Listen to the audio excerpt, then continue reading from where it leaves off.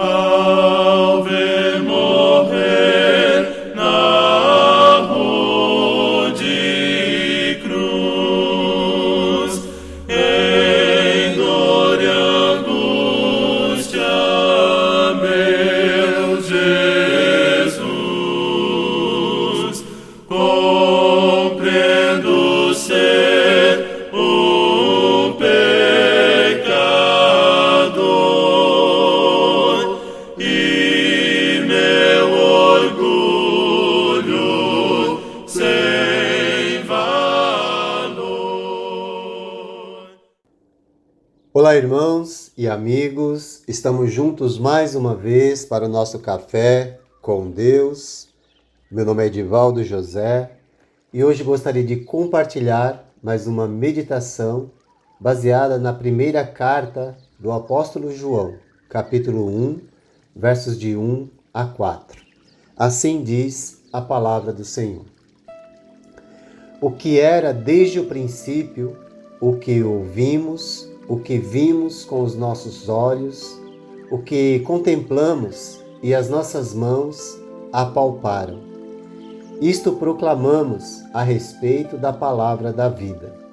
A vida se manifestou, nós a vimos e dela testemunhamos e proclamamos a vocês a vida eterna, que estava com o Pai e nos foi manifestada. Nós lhes proclamamos o que vimos e ouvimos, para que vocês tenham comunhão conosco. Nossa comunhão é com o Pai e com seu Filho, Jesus Cristo. Escrevemos estas coisas para que nossa alegria seja completa. Ontem falamos um pouco a respeito de tornar real o invisível e hoje gostaria de destacar 3 objetivos da carta que nos auxiliam a tomar posse das promessas de Deus e assim termos a motivação para tornar real o invisível em nossa vida.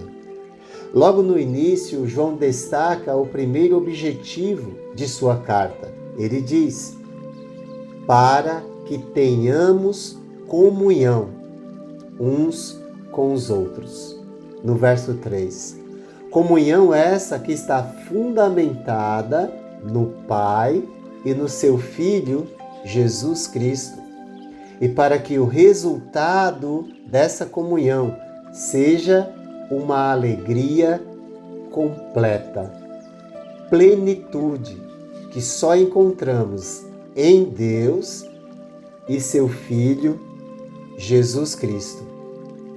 O verbo ter, utilizado por João aqui, eco, traz a ideia de segurar o que foi colocado em nossas mãos ou tomar posse do que nos foi oferecido. Conforme o que o apóstolo nos ensina na carta, só compartilharemos dessa alegria e comunhão quando experimentarmos o verdadeiro conhecimento de Jesus Cristo. Ou seja, para tomar posse do que nos foi oferecido, precisamos estar estreitamente unidos a Jesus Cristo e às suas promessas. Vamos experimentar a verdadeira comunhão, buscando a Deus e Jesus, a comunhão com o Pai e com o Filho. Em segundo lugar, João escreve para que tenhamos certeza do perdão dos nossos pecados, passados, presente e futuro. Ele diz em primeiro lugar, filhinhos, no capítulo 2, verso 12, eu lhes escrevo porque os seus pecados foram perdoados, graças ao nome de Jesus. E também ele fala do perdão dos pecados presentes, em 1 João 1,7, quando disse: "E o sangue de Jesus, seu Filho, nos purifica de todo o pecado." E ainda temos o perdão de pecados futuros, quando disse: "Escrevo-lhes estas coisas, para que vocês não pequem. Se, porém, alguém pecar, temos um intercessor, um advogado, junto ao Pai, Jesus Cristo, o justo." 1 João 2,1. Se Deus nos perdoa os pecados passados, no passado, no presente e no futuro, isso não deve nos fazer pensar que Deus tolera o pecado. Pelo contrário, devemos lembrar sempre que o salário do pecado é a morte. Portanto, a ênfase de João está na graça de Deus, que deve nos encorajar a lutar sempre contra o que quer nos afastar da graça divina. A salvação, a vida eterna é pela graça. E o pecado pode nos tirar aquilo que Deus nos deu de presente. Não há mérito em nós. O mérito é de Jesus Cristo, cujo sangue derramado nos purifica de todo o pecado, continuamente. Mas nos purifica de todo o pecado confessado diante dele. E assim mantemos a comunhão com ele e uns com os outros. Pois o pecado destrói a comunhão com Deus, mas também a comunhão uns com os outros. 3 palavras importantes nesses textos que lemos. 3 palavras. Primeira, o perdão. A palavra grega é aphiemi e diz respeito a algo que foi levado para outro lugar. Quando Deus nos perdoa, ele esquece. A outra palavra é, em 1 João 1,7, ele nos purifica. Katarizo quer dizer que ele nos tornou limpos e nos livrou de um poço de lama contaminado. Olha o que Deus fez por mim, o que Deus fez por você. Ele se coloca também como nosso intercessor ou advogado, Paráclitos, que significa alguém que está ao lado o tempo todo ou luta pela causa de outro. Jesus está lutando por nós, mas nós não devemos esquecer que ele luta por nós quando nós lutamos contra o pecado. Tudo isso nos prepara para o terceiro propósito apresentado na carta pelo apóstolo João. João escreveu para que tenhamos certeza da vida eterna.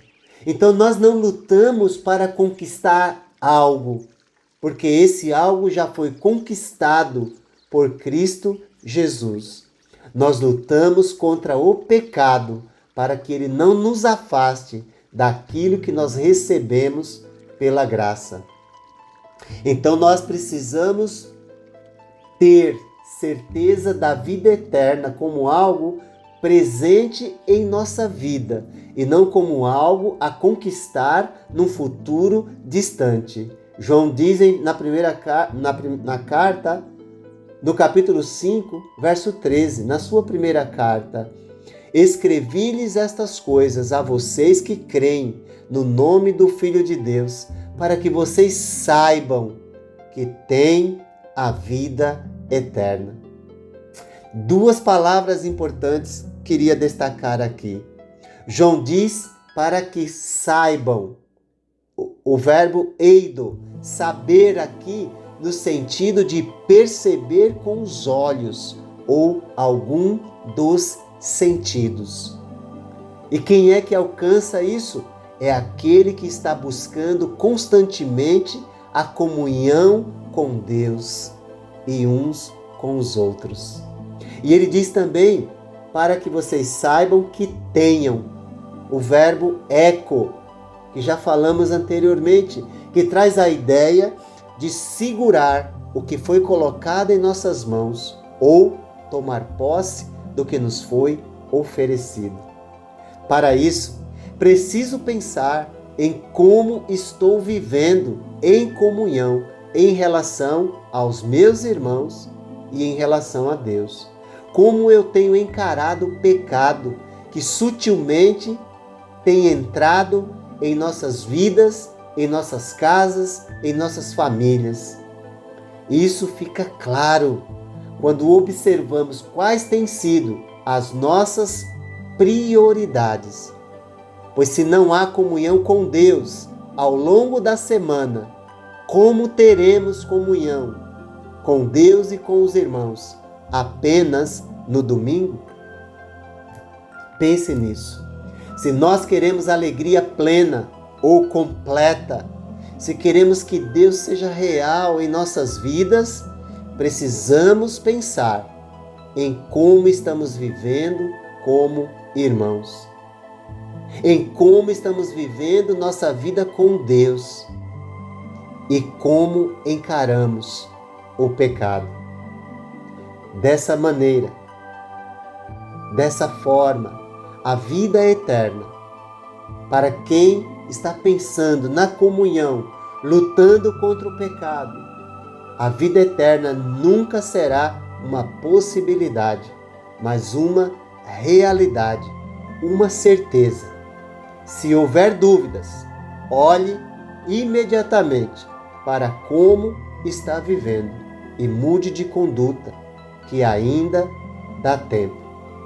Pois se não temos comunhão uns com os outros, não temos comunhão com Deus e nossa vida eterna será prejudicada. Que Deus nos ajude a compreender seus propósitos e que essa compreensão nos ajude a cada vez mais a agir de acordo com a sua vontade para as nossas vidas. Que Deus te abençoe e te guarde. As mãos, os pés e a fronte em dor.